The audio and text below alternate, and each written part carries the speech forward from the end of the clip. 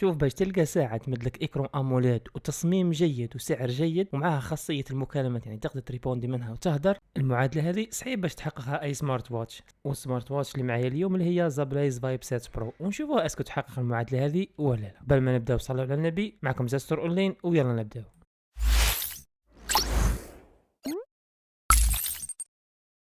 السلام عليكم اخوتي، ومرحبا بكم في مراجعة جديدة من منتجات علي اكسبريس. والمنتج هذا عبارة عن ساعة ذكية، والساعة الذكية هذه تمدلك احسن قيمة مقابل السعر. وكالعادة مادام نديرو شروحات حول علي اكسبريس راح نمدلك سعرها في علي اكسبريس شحال دير، وهنا في الجزائر شحال دير. في علي اكسبريس دير حوالي من 22 دولار حتى ل 24 دولار على حسب التخفيضات اللي تكون فيها في الوقت راني نسجل فيه في الفيديو هذا. وهنا في الجزائر راح تدير حوالي 780 الف حتى ل 800 الف 850 الف لقيتهم الناس يبيعوا فيها. يعني في الي اكسبريس تقام لك واحد 500 الف، وهنا في الجزائر حوالي 850 الف. يعني اذا شريتها من الي اكسبريس راح تكون داير احسن افير ليك. لو كنت تشريها هنا ب 800 الف في الجزائر نعتبرها ساعه تستاهل السعر تاعها على حساب الاداء اللي تمدولك. العلبه من داخل راح تلقى فيها الساعه، وتلقى فيها البراسلي الخاص بها، وتلقى فيها كتيب التعليمات وكابل الشحن.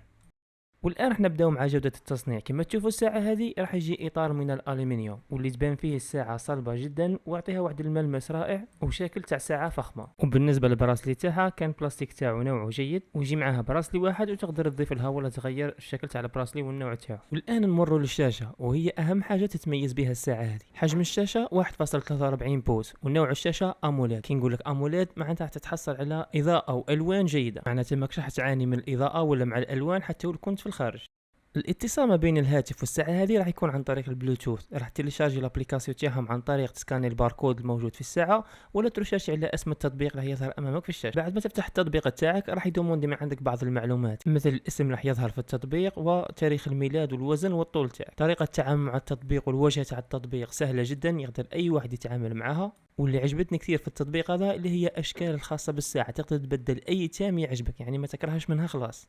وكي تغير اي تام راح تستغرق بعض الوقت، المده تاع التنزيل ومده تاع ارسال التام هذا للساعه. وفي كل تام كنت نخيره كانت تبهرني الالوان الخاصه بالشاشه. نقطه اخرى ايجابيه للساعه واللي هي الحساسات الموجوده في الساعه، وراح تقيس لك نبضات القلب وتقيس لك نسبه الاكسجين في الدم. وكانت القياسات صحيحه، على عكس بعض الساعات المنخفضه الثمن راح تلقى فيها واحد الاضاءه خلفيه باللون الاخضر، وراح تبين لك باللي راها تقيس، ولو كانت تحطها على اي سطح راح تعطيك نبضات القلب ونسبه الاكسجين في الدم.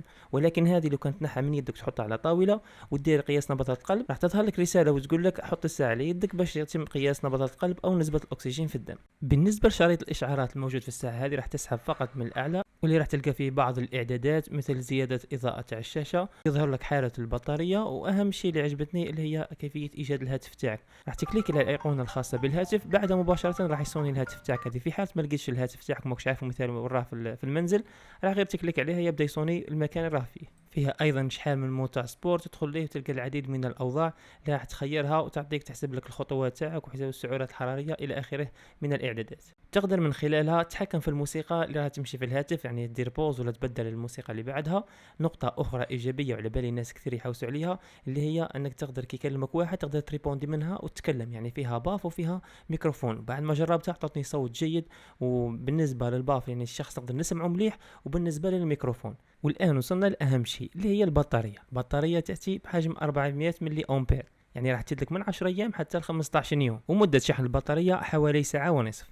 رابط شراء الساعه هذه في علي اكسبريس راح تلقوه في قناتي في التليجرام، ورابط القناه تاعي تلقاه اسفل في الوصف. اعطينا رايكم في التعليقات بالنسبه للساعه هذه، يعني المواصفات اللي تقدمها مقارنه بالسعر، ورايكم مهمني. كان معكم زاستور اللي نتلاقاو ان شاء الله في فيديو اخر، والسلام عليكم.